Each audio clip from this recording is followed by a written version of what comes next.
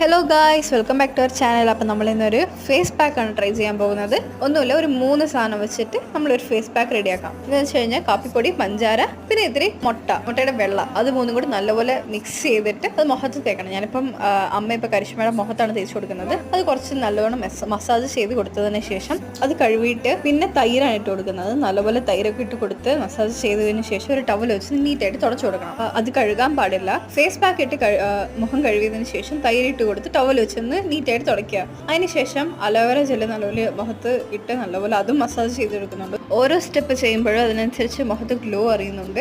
അപ്പോൾ പലർക്കും പല സ്കിൻ ടൈപ്പ് ആയതുകൊണ്ട് ഒന്ന് സൂക്ഷിക്കണം. ആദ്യം നിങ്ങൾ കയ്യിലൊരു ടെസ്റ്റ് എന്തെങ്കിലും ചെയ്തതിന് ശേഷം മാത്രം ഇത് ഉപയോഗിച്ചാലും മതി.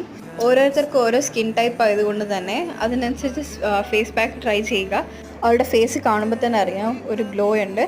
ഇവിടെ 3 പേർക്കും 3 സ്കിൻ ടൈപ്പ് ആയതുകൊണ്ട് തന്നെ അതിനനുസരിച്ച് ഫേസ് പാക്ക് യൂസ് ചെയ്യുന്നുണ്ട്. അപ്പോൾ അത്രയൊക്കെയുള്ളൂ. ബൈ.